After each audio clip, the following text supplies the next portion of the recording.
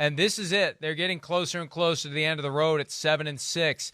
Robert Saleh, the head coach of the team, very confident that they can still make it to the playoffs. He's already said we're going to see the Bills again. And it was one of those, whoa, is that what, did he say what we think? Yes, play it back. Yes, he did. He's very confident that they're going to make it to the postseason. Peter, are you confident they are going to take some of the steam out of a very hot Lions team? Mike, I'll tell you this. I have confidence that the Jets defense is going to keep them in every game, even against a red-hot quarterback named, shall we name him, Jared Goff, who, basically is allowing Brad Holmes and the brain trust of the Detroit Lions to think, hey, listen, we can fill all these other holes. We don't have to worry about quarterbacks now.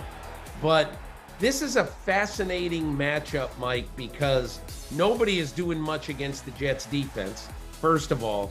And on the other side, the Lions are scoring 58 points a game. So I think it's really a fun thing. Plus, Mike, we have not talked enough about, and I don't know whether you talked about it much this week, but how about last week? Jameson Williams just sort of snuck back in to the rotation. And he made his NFL debut, caught a long touchdown pass. So there's one more thing about the Lions. It's not just Amon-Ra St. Brown anymore. It is the fact that you now have a real dangerous dual threat at wide receiver. You had DJ Chark. This is a team that really is an explosive offensive team. And again, I don't know what's going to happen at the Meadowlands, but that is a fascinating matchup. And I'll tell you this, Mike, how about in the span of 5 days, when you looked at the Jets schedule in May and you saw, December 18th, Jets hosting the Lions, December 22nd, Thursday night, Jets hosting the Jaguars. I mean, we're saying this is the end of the Jets schedule is going to be a horrible. It's going to be a disaster. Nobody cares. There'll be 10,000 people in the stands. All of a sudden, both of those games are fascinating. Yeah, that Jaguars-Jets game was the one that stood out as the real clunker on the Amazon schedule, and they're coming into the station with some pretty good games. They have that one, and they have Cowboys-Titans to wrap up their slate in their first year with the exclusive Thursday night package. You mentioned the Lions offense and all the weapons they have, and the guy who's making it go is Jared Goff, the guy who was the albatross of the Matthew Stafford trade. Now he's becoming the answer for the Detroit Lions. Here's Goff on proving his critics wrong from earlier in this season. I don't really care. Yeah, I don't. I really just enjoy winning with these guys, and whatever people may have said earlier on in the year, they were probably justified in some ways. We were 1-6, not playing very well, and now we are playing pretty well, and everyone seems to have changed their mind on us, and we try to stay right in the middle. I think that's the biggest challenge for us now is show our maturity and show that we can handle a little bit of praise and handle a little bit of people thinking that we're good, and not change the way we're approaching each week. We talked earlier about this narrative on Tua Tagovailoa not being able to play in the cold. It's not been proven. What has been proven is Jared Goff has had issues in the cold. That's going to be in the 30s. The wind's going to be 10 to 15 miles per hour at MetLife Stadium, and we'll see what Jared Goff can do in those elements against that defense with all those weapons that he now has.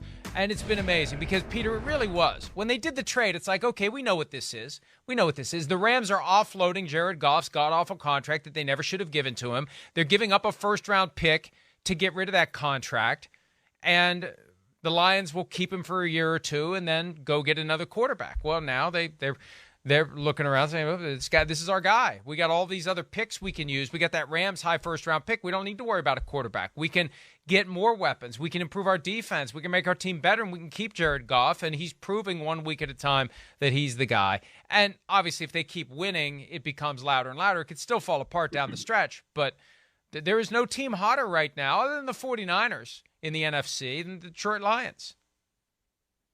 Mike, the other thing we don't probably talk about enough with the Goff-Stafford trade, I want you to think about this for a minute and think about sort of the long-term implications. Okay, so Matthew Stafford over the next 3 years, starting next year, his cap numbers are 20 million, 49.5, 50.5, and then in 26, 49.5. Let's look at Jared Goff's cap numbers. 30.65 next year, 31.65 in 24, and then he has an expired contract. Who would have ever thought we would have said, man, wouldn't mind buying a couple more years at 31 million on the cap for Jared Goff? I mean, because everybody was thinking a year ago, man, thank God they've only got a couple more years of the really onerous contract of Jared Goff. All of a sudden, it's not an onerous contract. It's actually a favorable contract. And compared to Matthew Stafford, you know, Mike, I just think sometimes in this business, the one thing we never want to do is, hey, let's see what happens. Let's let the situation play out, and then we'll make a judgment. And that's where I am right now with this thing. I mean, I'm not absolutely saying that just because you've got Jared Goff and a first-round pick in the top 10 next year, and you use part of the compensation acquired for Matthew Stafford, part of it to draft Jameson Williams, I'm not saying that the Lions absolutely got the better. Let's see what happens. But right now, it is trending toward the Lions getting the better of this deal. But if you talk to the Rams, you know what they would say? That's fine. We got a ring. You know, and they can all look at their ring and they're all going to say, we never would have gotten this ring if we didn't have Matthew Stafford. And that's why when I look at it, I say, this is one of those classic trades that probably was good for both teams. Hi, I'm Mike Tirico, and thanks for watching. Make sure to hit subscribe for the latest news and highlights from NBC Sports.